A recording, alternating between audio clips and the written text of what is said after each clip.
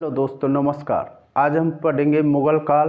और मुग़ल काल का पहला जो कैरेक्टर है वो है बाबर। आज हम बाबर के बारे में जानकारी लेंगे।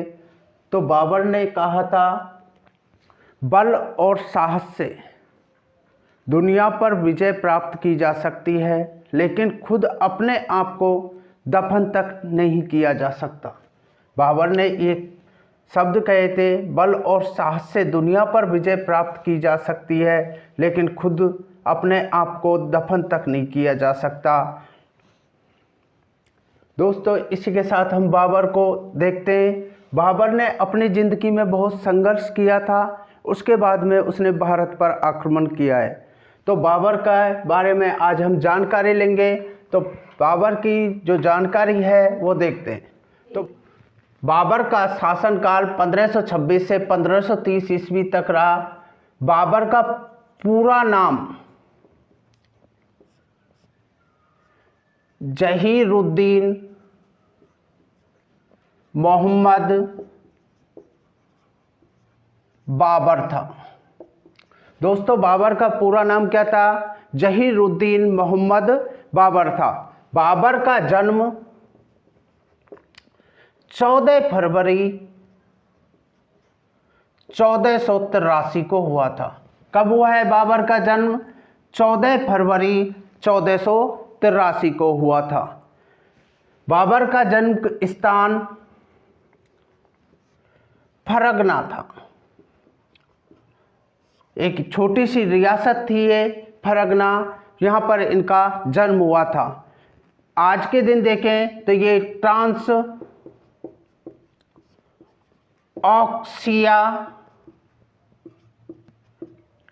ऑक्सियाना नामक जगह पर पड़ती है। बाबर का जन्म कहाँ पर हुआ है? फरगना में। और कहाँ पर पड़ती है? ट्रांस ऑक्सियाना नामक जगह पे पड़ती है। इनके पिता का नाम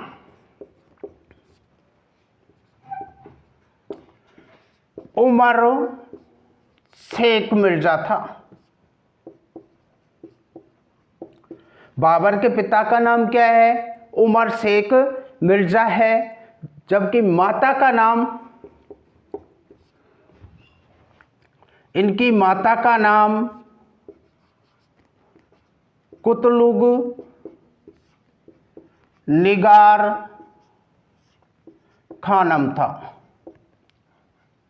बाबर की माता का नाम क्या है? कुतलुग निगार खानम था। बाबर पितृपक्ष से, बाबर हैं ये पितृपक्ष से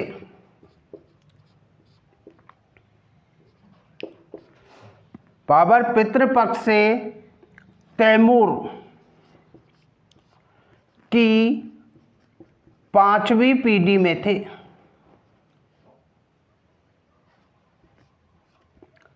बाबर हैं ये तैमूर की 5वीं पीढ़ी में थे एवं मातृपक्ष से चंगेज खां की 14वीं पीढ़ी में थे। देखो दोस्तों, बाबर पितृपक्ष से तैमूर लंग था, उसकी 5वीं पीढ़ी में थे, जबकि मातृपक्ष से चंगेज खां की 14वीं पीढ़ी में थे। बाबर ने एक नए वंश की स्थापना की। किसकी की है? एक नए वंश की स्थापना की। उस वंश को चंगताई वंश के नाम से जाना जाता है। बाबर ने जो नए वंश की स्थापना की थी, उस वंश को किस नाम से जाना जाता है? चंगताई वंश के नाम से जाना जाता है। आगे चल के जो ये चंगताई वंश है, ये क्या कहलाए? मुगल। चंगताई वंश के जो वंशज थे वो क्या कहलाए? मुगल।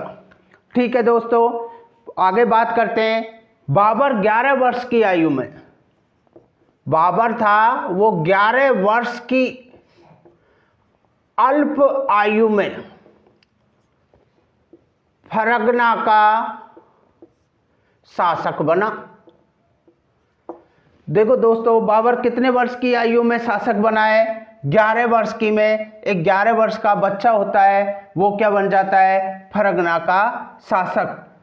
तो कब बनेगा ये? 1400। जन्म कब हुआ है इसका? 14 फरवरी 1483 को। तो ये शासक कब बना? 1494 में।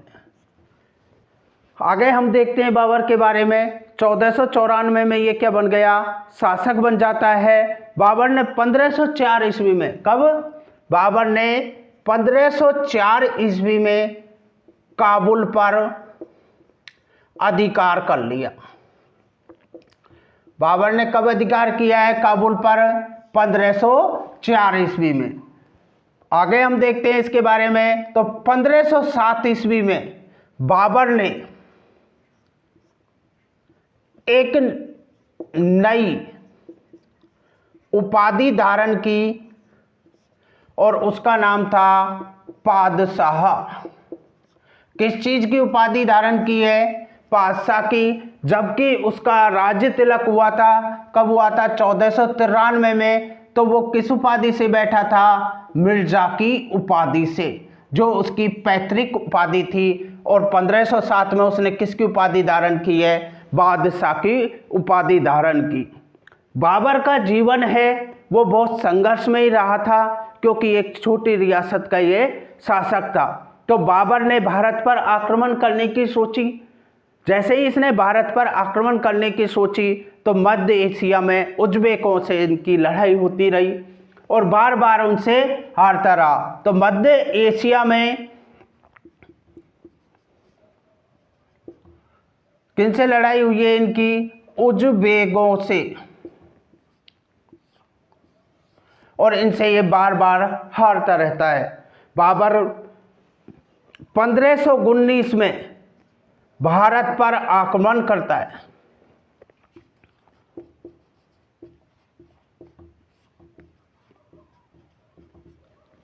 कब करेगा बाबर भारत पर आक्रमण?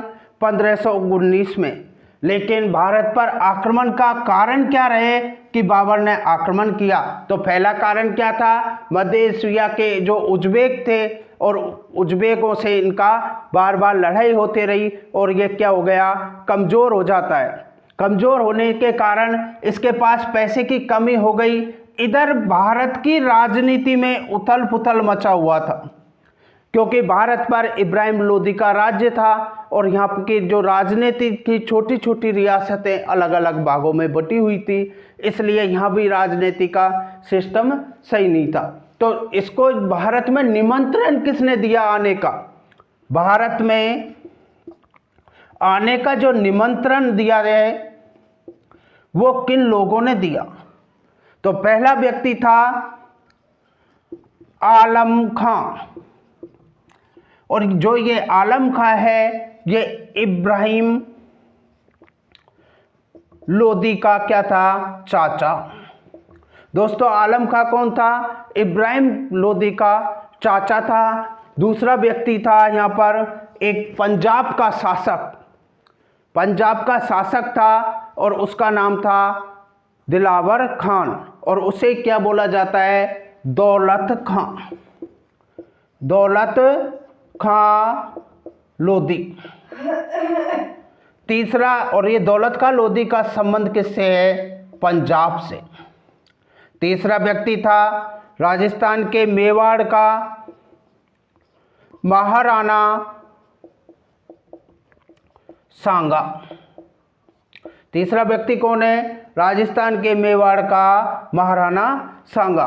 पहला व्यक्ति था आलम खां जो इब्राहिम लोदी का चाचा था। दूसरा था दौलत खां जो पंजाब का शासक था। और तीसरा व्यक्ति था महाराणा सांगा। इन लोगों ने यहाँ पर बाबर को बुला लिया युद्ध के लिए कि आप भारत में आए। तो बाबर ने पैसे की तो कमी थी, क्योंकि बार बार युद्धों में ये हार रहा वहाँ पर, इसलिए इसने भी सोचा क्यों न हम भारत पर आक्रमण करें। तो बाबर ने 1519 से लेके 1526 तक भारत पर 5 बार आक्रमण किए। कितनी बार किए? भारत पर आक्रमण 5 बार किए। तो 1519 में, कब? 1519 में इसने पहला आक्रमण किया यूसुफजाई जाति के लोगों पर। और ये जाति कहां पर पाई जाती है? बजनौर में। कौन से स्थान पर है ये जाति? बजनौर में। और इस आक्रमण के समय बाबर ने बहरे के दुर्ग पर अधिकार कर लिया। कौन से दुर्ग पर अधिकार किया है? तो बजनौर के बहरे के दुर्ग पर अधिकार कर लिया। और इसी दुर्ग पर बाबर ने प्रथम बार तोपों का व बारूद का प्रयोग किया। किसका प्रयोग किया है बाबर ने? तोपों का और बारूद का प्रयोग किया है। तो क्वेश्चन पूछा जाता है दोस्तों, भारत में प्रथम बार बारूद का प्रयोग किस किले पर किया गया? तो उत्तर होगा बहरे के दुर्ग पर। कब होगा? बहरे के दुर्ग पर। कौन से सन में हुआ है? 1519 में। कौन सी जाति पर किया था? यूसुफ जाति के लोगों पर। कौन सी जगह पर? बजनौर में। और बहरे के दुर्ग पर इन्होंने आक्रमण किया था। इस दुर्ग के बाद की बात करते हैं हम बाबर के समकालीन सिख धर्म के। बाबर के समकालीन सिख धर्म के गुरु नानक भी थे। कौन थे? सिख धर्म के जो गुरु थे, गुरु नानक, वो भी बाबर के समकालीन थे। और उन्होंने बाबर के सभी आक्रमणों को देखा था। उन्होंने बाबर के बारे में गुरु ग्रंथ साहिब में, कौन से ग्रंथ में लिखा है? गुरु ग्रंथ साहिब में लिखा है। किनके बारे में लिखा है? बाबर के। दोस्तों इस वीडियो में इतना ही पढ़ाएंगे। अगले वीडियो में हम पढ़ाएंगे पानीपत का युद्ध, खानवा का युद्ध, चंदेरी का युद्ध और घाघरा का युद्ध के बारे में आपको जानकारी देंगे। अगर आपको अच्छा लगे वीडियो, लाइक और सब्सक्राइब कीजिए।